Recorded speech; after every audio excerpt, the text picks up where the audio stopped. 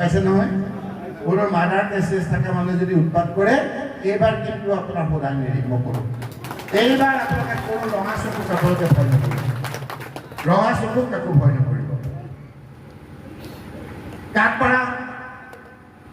কাপড়া কেনেকুৱা হ'ব কাপড়াত এটা এইবাৰ কিন্তু ভোটটো আমি ভাল পাইছোঁ মই আজি চাই আহিছোঁ মোৰ তাত এতিয়া ৰেকৰ্ড আছে কাপড়াও আমি ভালেই পাইছোঁ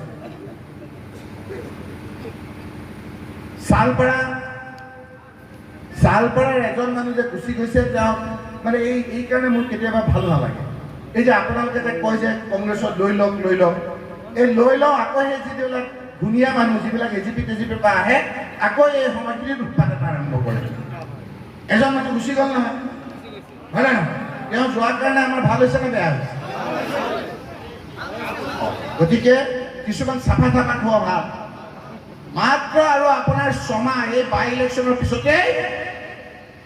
ইলেকশ্যনৰ পিছতে কেন্দ্ৰত কংগ্ৰেছৰ নেতৃত্বত আমাৰ চৰকাৰ হ'ব আপোনালোকে আৰু কংগ্ৰেছৰ নেতৃত্বত ৰাহুল গান্ধী তাত প্ৰধানমন্ত্ৰী হোৱাৰ পাছত সকলোতকৈ আগতে যদি কাৰোবাৰ চৰকাৰ ৰাজ্যত ভাঙে হিমন্ত বিশ্ব শৰ্মাৰ চৰকাৰ ভাঙিব আপোনালোকে গতিকে এই 6টা মাহত উৎপাতটো বেছি তেওঁলোকে কৰিব নালাগে 6টা মাহ হৈ গ'ল আৰু গৌৰৱ গগৈ দেখিলে মই কেনেকৈ জিকিলে এই আমাৰ এজিপি কেন্দ্ৰীয়ত দিব নেকি যি এজিপিয়ে কুজাজবংশী লোকসকলে অৰ্ডিনেঞ্চৰ যোগেদি জনজাতি পাওঁতে তেওঁলোকে নাকচ কৰিছিল মানুহবিলাকে জানে নহয় বঙালী সম্প্ৰদায়ৰ লোকসকল পেটে একেবাৰে বেয়া পাই আছে 15টা সমষ্টি আছিল আমাৰ বৰাকভেলীত কাটি কুটি 13টা কৰি দিলে তেওঁলোকৰ ব্ৰহ্মপুত্ৰ বেলিত এজন মন্ত্ৰী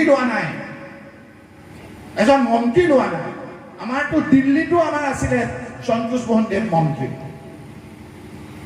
আজিৰ তাৰিখত টি গাৰ্ডেনৰ মানুহসকল ক্ষুব্ধ হৈ আছে কেন্দ্ৰৰ বৰ্তমান বিজেপি চৰকাৰখনে এজন টি গাৰ্ডেনৰ মানুহক মন্ত্ৰী লোৱা নাই পেটে বিজেপিৰ মানুহখিনি হিমন্ত বিশ্ব শৰ্মাৰ প্ৰতি ক্ষুব্ধ হৈ আছে সকলো জাতি জনগোষ্ঠী ক্ষুব্ধ হৈ আছে এইবাৰ আপোনালোকে ৰিজাল্টবিলাক চাব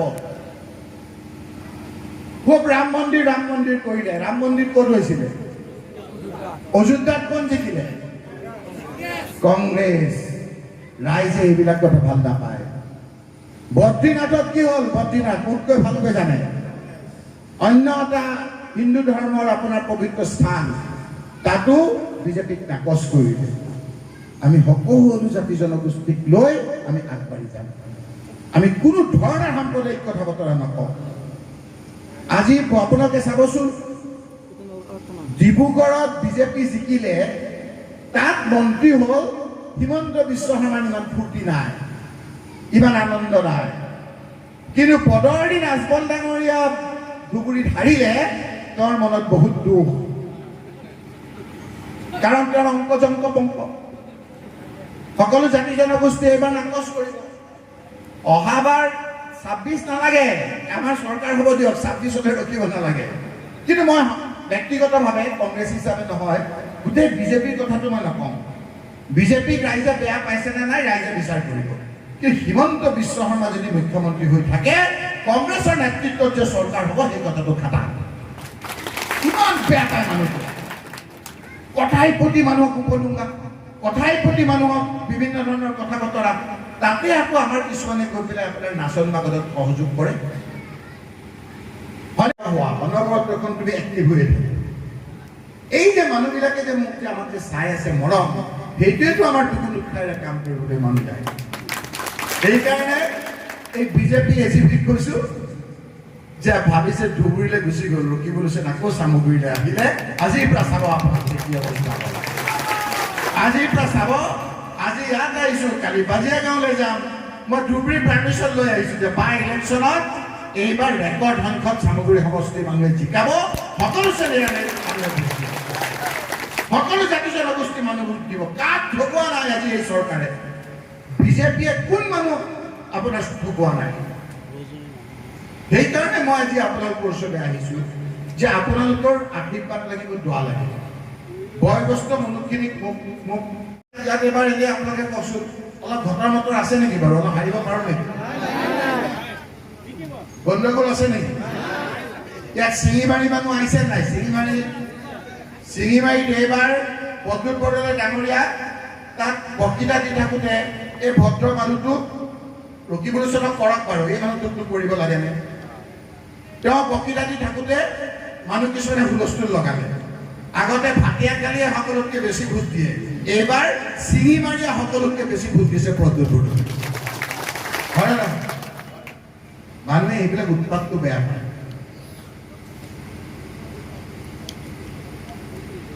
ভাটিয়াকালি আছে নেকি? ভাটিয়াকালি এবাৰ কেনেকুৱা হ'ব? তাত অলপ গণ্ডগোল আছে নেকি?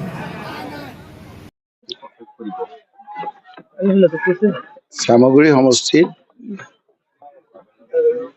ভোট দিয়া ভোট নিদিয়া সকলো মানুহৰ পৰিয়ালৰ এজন সদস্য। বিভিন্ন পৰৱত, বিভিন্ন উৎসৱত, বিভিন্ন দুখত, বিভিন্ন সুখত মই সকলোৰে পৰিয়ালৰ লগত জড়িত। মই যেতিয়া ইয়াৰ পৰা ধুবুৰীলৈ সাংসদ হিচাপে প্ৰাৰ্থী লৈ গৈছিলোঁ, প্ৰথম মোক যি 3টা ফোন কৰিছে সেইসকল হ'ল বিজেপি আৰু এজিপিৰ লোক। সেইসকলে ক'লে যে আমি বিজেপি এজিপি কৰোঁ, কংগ্ৰেছক আপোনাক সমৰ্থন নকৰোঁ, কিন্তু আপুনি যে তাত যে বিধায়ক চামগুৰি, সেইটো এটা আমি গৌৰৱ অনুভৱ কৰোঁ। গতিকে চামগুৰি সমষ্টিৰ প্ৰতিটো পৰিয়ালৰ লগত মোৰ এটা আত্মিক সম্বন্ধ আছে।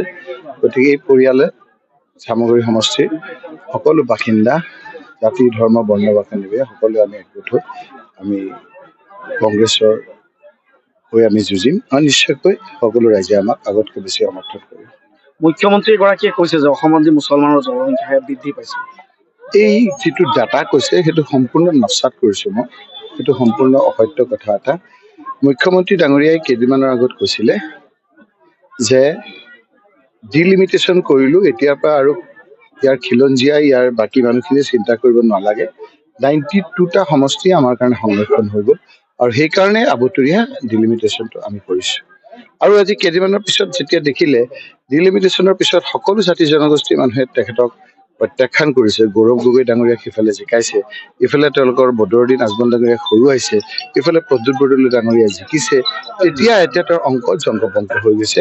সেইকাৰণে বিভ্ৰান্তিৰ সৃষ্টি কৰিবৰ কাৰণে যেতিয়া আহোম সম্প্ৰদায়ৰ লোকসকলে তেওঁক নাকচ কৰিছে, যেতিয়া কোচ ৰাজবংশী লোকসকলে তেওঁক নাকচ কৰিছে, যেতিয়া মৰাণ মটক লোকসকলে তেওঁক নাকচ কৰিছে, যেতিয়া চুতীয়া সম্প্ৰদায়ৰ লোকসকলে তেওঁক নাকচ কৰিছে, যেতিয়া বঙালী হিন্দু মানুহখিনিয়ে বেয়া পাইছে যে আমাৰ 15টা চিটৰ পৰা 13টা চিট কৰি ল'লে, তেতিয়া আপোনাৰ বিভিন্ন জাতি জনগোষ্ঠীৰ লোকসকলে বেয়া পোৱাৰ কাৰণেই তেওঁ এনেদৰে বিভ্ৰান্তিৰ সৃষ্টি কৰি একমাত্ৰ বদৰুদ্দিন আজমলৰ লগত তেওঁ লগ খাই তেওঁহঁতে চৰকাৰৰ বৈতৰণি পাৰ হ'বলৈ খুজিছে।